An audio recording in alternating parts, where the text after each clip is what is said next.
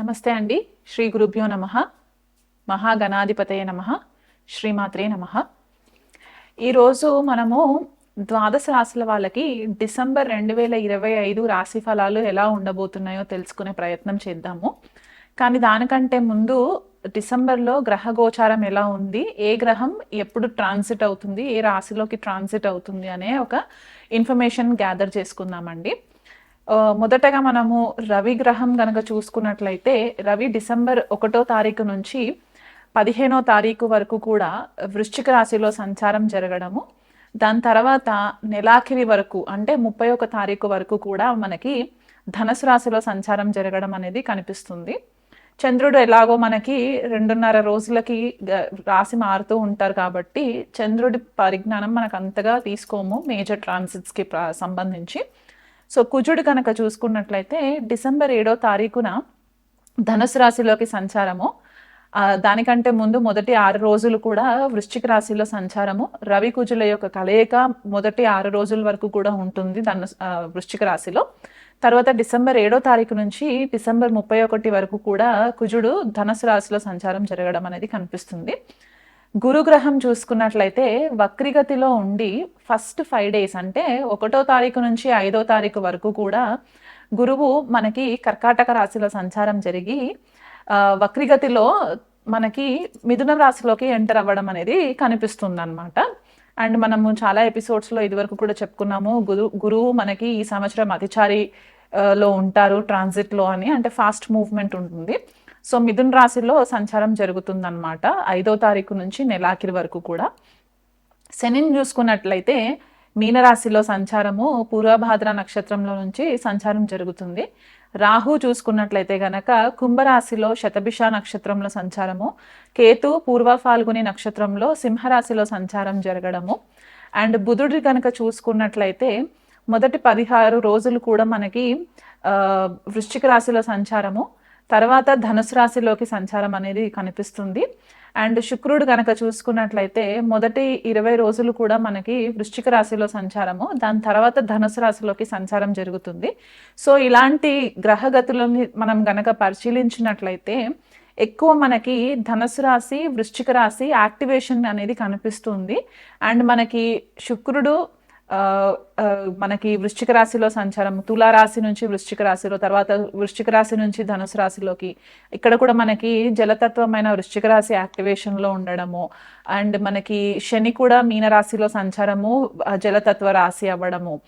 And Rahu వచ్చేసరికి శతభిష నక్షత్రము జలతత్వ నక్షత్రంలో, అంటే శతభిష మనకి వరుణుడు రూల్ చేస్తారు కాబట్టి ఇక్కడ మనకి వరుణుడు వర్షాలకి కారణం అని కూడా మనం చెప్తూ ఉంటాం. అంటే ఆయన వర్షాలకి దేవుడు, లేకపోతే మనకి సముద్రాలకి దేవుడు అని కూడా మనం చెప్తూ ఉంటాం కాబట్టి రాహు అక్కడ సంచారం జరగడము.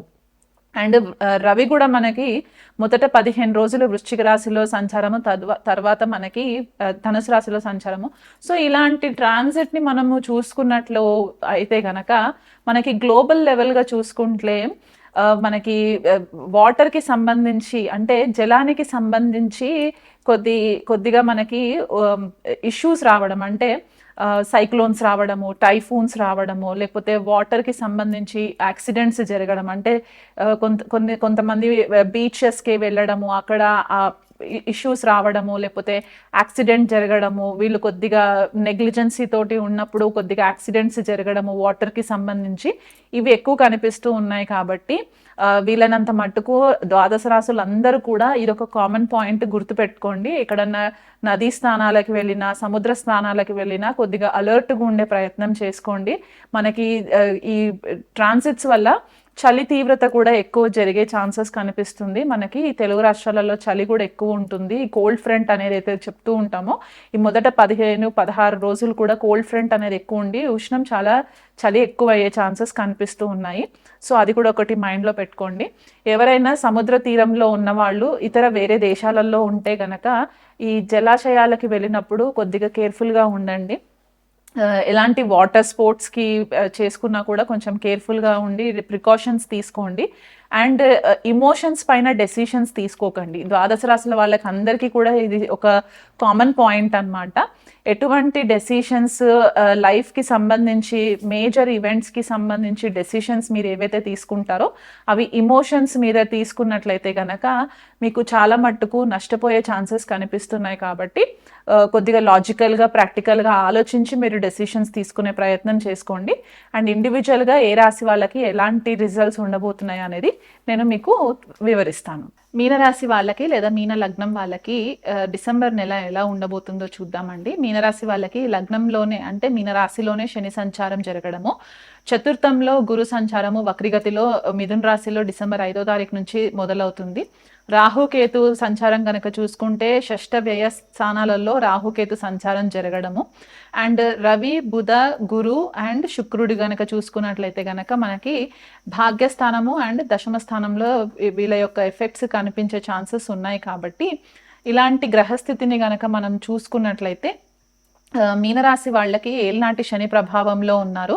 అండ్ చతుర్థంలో గురు వక్రిగతిలో పరిస్థితి ఏంటి అంటే ఈ గృహ వాతావరణంలో చికాకులు రావడము, దానివల్ల మీ ఆరోగ్యం దెబ్బతినడము, మీరు ఎంత కష్టపడుతున్నా మీకు ప్రాపర్ రికగ్నిషన్ రాకపోవడము, మీ ఫ్యామిలీలో కూడా మీకు పెద్దగా సపోర్ట్గా ఉండకపోవడము, తల్లి నుంచి కానివ్వండి లేకపోతే మాతృవర్గం కానివ్వండి ఇలాంటి వాళ్ళ దగ్గర నుంచి మీకు ప్రాపర్గా సపోర్ట్ ఉండకపోవడము, ఇమోషనల్గా డిస్టర్బ్ అవుతూ ఉండడము, దాని ఇంపాక్ట్ మీకు హెల్త్ పైన పడడము, అండ్ నిద్రకి సంబంధించి ఇష్యూస్ రావడం. ఎందుకంటే వ్యయంలో రాహు సంచారం జరుగుతుంది కాబట్టి మీకు నిద్రకి సంబంధించి ఇబ్బందులు రావడం, అంటే ఎక్కువ తీవ్రమైన ఆలోచనలు చేస్తూ ఉన్నప్పుడు ఏంటంటే సరిగ్గా నిద్రపోం కదా, సో దానివల్ల మీకు హెల్త్ ఇంపాక్ట్ అవ్వడము, వెయిట్ ఎక్కువ గెయిన్ అవ్వడము ఇలాంటివి ఎక్కువ కనిపించే ఛాన్సెస్ ఉన్నాయి. గుప్త శత్రువుల నుంచి కూడా కొద్దిపాటిగా మీకు ఇబ్బందులు రావడము, అండ్ సొసైటీలో కూడా కొద్దిపాటిగా కష్టపడుతున్నారు అని అంటారు కానీ ఎవరు కూడా హెల్ప్ చేసేలాంటి పరిస్థితి అయితే కనిపించట్లేదు. కాబట్టి ఈ విషయంలో కొద్దిగా కేర్ఫుల్గా ఉండే ప్రయత్నం చేసుకోండి.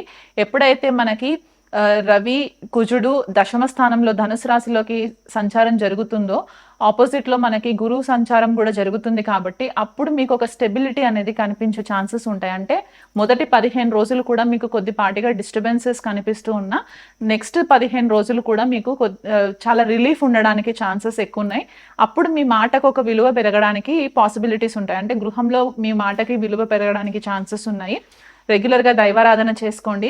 కెరియర్కి సంబంధించి చాలా మట్టుకు మీరు ఎఫర్ట్స్ పెట్టవలసిన పరిస్థితి కనిపిస్తుంది. భాగ్యస్థానంలో సంచారము, కొన్ని గ్రహాల సంచారము, తర్వాత మళ్ళీ దశమ స్థానంలోకి శుక్రుడు బుధుడు రవి కుజుడు ఇలాంటి సంచారం జరిగినప్పుడు ఏంటంటే కెరియర్కి సంబంధించి భాగ్యానికి సంబంధించి ఫ్లక్చువేషన్స్ వచ్చే ఛాన్సెస్ కనిపిస్తూ ఉంటాయి.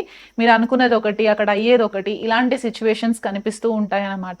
సో ఆ విషయంలో కొద్దిపాటిగా కేర్ఫుల్గా ఉండే ప్రయత్నం చేసుకోండి. ఎప్పుడైతే రవి కుజులు కలిసి ధనుసు రాశిలో ఎంటర్ అవుతారో శని యొక్క వీక్షణ దశమ వీక్షణ పడుతుంది. కాబట్టి ఆ టైంలో మీకు తండ్రితోని లేకపోతే తండ్రి తరఫున వాళ్ళతో అత్తగారింటికి సంబంధించి స్పెసిఫిక్గా మీ అత్తగారితో కూడా కొద్దిపాటిగా ఈగో క్లాషెస్ జరగడానికి ఛాన్సెస్ కనిపిస్తున్నాయి. కాబట్టి ఈ విషయంలో కేర్ఫుల్గా ఉండండి. వీలైనంత మట్టుకు మీ తల్లిగారి యొక్క బ్లెస్సింగ్స్ తీసుకునే ప్రయత్నం చేయండి. నోటి దుర్స్థనంతో ఎవరిని కూడా హర్ట్ చేసేలాంటి మాటలు మాట్లాడకండి. పేషెన్స్గా వెయిట్ చేయండి. మీకంటూ ఒక టైం వస్తుంది, అప్పుడు మీరు ఫ్లరిష్ అవ్వడానికి పాసిబిలిటీస్ ఉంటాయి.